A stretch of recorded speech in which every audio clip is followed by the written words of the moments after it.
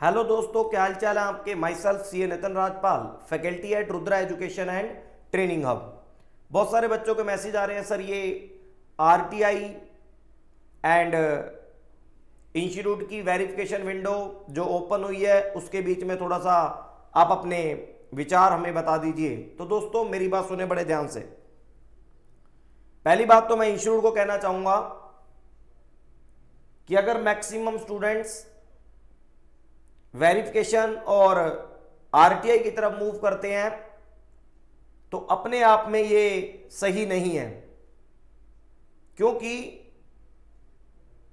Student के बीच में ये अविश्वास ही पैदा क्यों हो।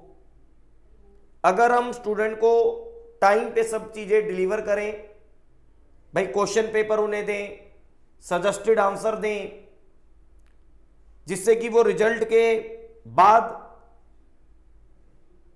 मिले हुए मार्क्स को देखकर और सजेस्टेड आंसर को देखकर अपने टीचर से बात करके जस्टिफाई कर पाए कि यस हमारी गलती यहां पर है। लेकिन क्या करें कि ना क्वेश्चन पेपर है अभी तक, ना सजेस्टेड आंसर है, बाद में आजे पता नहीं।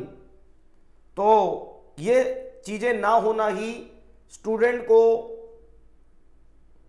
फर्दर बिल्कुल मैं कहूंगा जबरदस्ती कोई स्टूडेंट जाना नहीं चाहता, इन लफड़ों में पढ़ना नहीं चाहता, लेकिन फिर भी वो मन बना रहा है। उसका रीजन यही है, सजेस्टेड आंसर और क्वेश्चन पेपर उनके पास ना होना और अपने फेलियर का रीजन उन्हें पता ना लगना। तो आइए, हमारे पास दो ऑप्शन है, एक वेरिफिकेशन विंडो और एक ऑनलाइन आरटीआई। दोनों की मैं बात आपके साथ करता हूं। स्क्रीन पे आप देखेंगे, ये देखिए। सबसे पहले जो इंस्टीट्यूट ने वेरिफिकेशन विंडो ओपन की है उसके बारे में मैं आपको बता देता हूं। ये देखिए, एज पर इंस्टीट्यूट गाइडलाइंस 30 दिन के अंदर, रिजल्ट डेट के 30 दिन के अंदर आप अपनी आंसर शीट का वेरिफिकेशन करा सकते हैं। 250 पर पेपर उसके चार्जेज होते हैं। तो जैसे 19 फरवरी को रिजल्ट आया था तो 19 और 20 मार्च इसकी लास्ट डेट होगी, वहां तक आप अपना वेरिफिकेशन करा सकते हैं। लेकिन ध्यान देना, मैं आपको बता दूं वेरिफिकेशन के अंदर क्या होता है, आपकी कॉपी दोबारा से चेक नहीं होगी, आपके क्वेश्चन के जो आंसर है वो दोबारा से चेक नहीं होंगे। बस दो काम आपकी वेरिफिकेशन प्रोसेस में किए जाएंगे, वो मैं आपको बता देता हूं। In case of verification of answer paper only mistake in totalling, अगर टोटल करने में कहीं मिस्टेक है, जो नंबर आपको अलॉटेड है उनका टोटल करने में कहीं मिस्टेक है तो उसको चेक किया जाएगा। और अगर कोई क्वेश्चन का आंसर चेक होने से रह गया है, कोई क्वेश्चन का आंसर चेक होने के बाद या मार्क्स नहीं दिए गए या चेक होने से रह गया है, तो वही कंसीडर किया जाएगा। इसके अलावा आपको कोई भी any other information marks wise या कोई एनी अदर इंफॉर्मेशन सप्लाई नहीं की जाएगी कि किस क्वेश्चन में आपको कितने नंबर दिए गए, ऐसा कुछ भी नहीं है। No detail of question wise marks will be supplied. तो ये दो काम होंगे।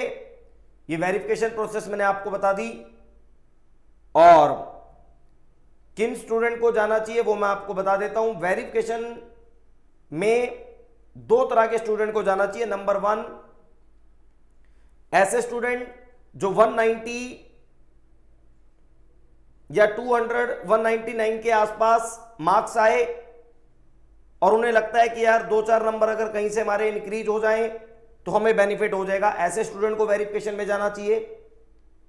और या फिर ऐसे स्टूडेंट को जाना चाहिए जिन्होंने बहुत अच्छे तरीके से पेपर किया और नंबर आए 10 और उन्हें लग रहा है कि मेरा पेपर बहुत सही है, ये 10 तो कोई उम्मीद ही नहीं है। तो ऐसे केस में तो बाकी मेरा कहना है, आपको समझाना, आपको अपनी सिचुएशन को देख के खुद समझदार बनना पड़ेगा, खुद डिसीजन लेना पड़ेगा। इसके बाद दूसरा ऑप्शन होता है मेरे पास, दूसरा ऑप्शन होता है दोस्तों मेरे पास आरटीआई का। आरटीआई वाला ऑप्शन भी मैं आपको दिखाता हूं, एक सेकेंड।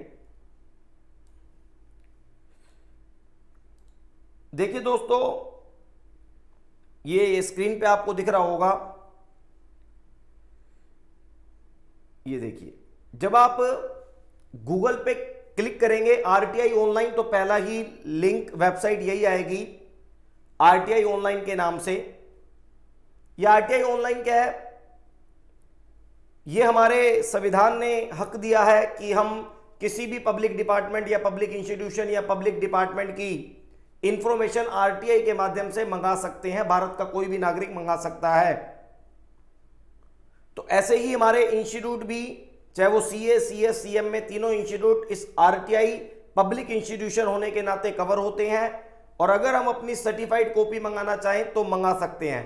ध्यान समझ लेना, हमारी certified copy as it is जो हम वहां पर लिख टाइप करके आए होंगे, जो भी कॉपी वहां पर होगी वो एज इट इज इंस्टीट्यूट हमें भेज देगा। तो आरटीआई से कॉपी मंगाने के बाद आप उसे देख सकते हैं कि इंस्टीट्यूट ने किस क्वेश्चन में कितने मार्क्स दिए, कैसे चेकिंग हुई। पूरी कॉपी आपके पास पीडीएफ फॉर्मेट में आ जाएगी, पीडीएफ फॉर्मेट में। अब ये कैसे लगानी है? जब आप आरटीआई ऑनलाइन पे क्लिक करेंगे तो उसके बाद आएगा submit for request. Submit for request पे क्लिक करेंगे, ये विंडो ओपन हो जाएगी। और सबसे पहले मिनिस्ट्री, तो हमारा इंस्टीट्यूट जो है सीएसीएम में CS ministry of corporate affairs के अंदर आता है, मिनिस्ट्री ऑफ कॉर्पोरेट अफेयर्स। फिर इसके बाद सेलेक्ट करेंगे तो 3 इंस्टीट्यूट है हमारे। सबसे लास्ट में institute of chartered accountant, institute of company secretary, cost accountant. तो इस तरीके से आप चीजें पिक कर सकते हो। फर्दर उसके बाद एक अलग से मैंने वीडियो आपको बना के दे रखी है।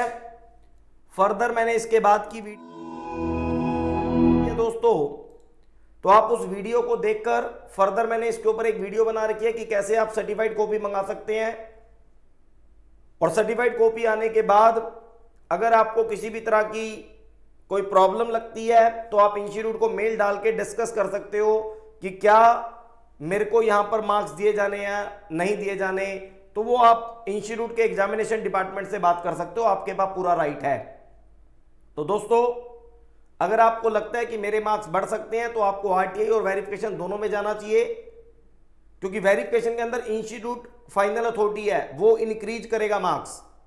और आरटीआई एक एविडेंस है आपके पास, सर्टिफाइड कॉपी, जो आप उसे देख के सही और गलत का और अपने फेलियर का रीजन का पता लगा सकते हैं।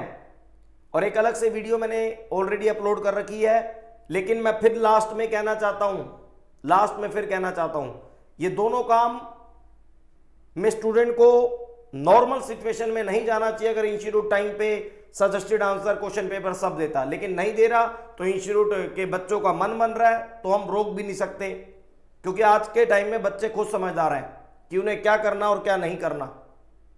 और दूसरी बात, मैं सभी स्टूडेंट को अपनी तरफ से एज ए टीचर कहना चाहता हूं कि आप आरटीआई में चले जाओ या वेरिफिकेशन में चले जाओ, समझ लेना वो सेकेंडरी है। अप्लाई करके छोड़ देना, अपनी पढ़ाई को डिस्टर्ब ना होने देना। इनके रिजल्ट आते रहेंगे, वेरिफिकेशन हो या आरटीआई की सर्टिफाइड कॉपी हो, जब आएंगे इंप्रूवमेंट के लिए यूज कर लेना, लेकिन अपनी पढ़ाई कंटिन्यू रखना। किसी भी तरह का एक दिन, एक मिनट, एक आवर, एक सेकंड इसके पीछे अपनी स्टडी को स्टॉप ना करना। स्टडी कंटिन्यू रहनी चाहिए, ये मोस्ट इंपोर्टेंट बात है। ये सारे काम आप कर लो, लेकिन स्टडी कंटिन्यू रहनी चाहिए, उसमें किसी भी तरह की कोई प्रॉब्लम नहीं होनी चाहिए। मैं आपका दोस्त CA Nitin Rajpal, tata, bye bye.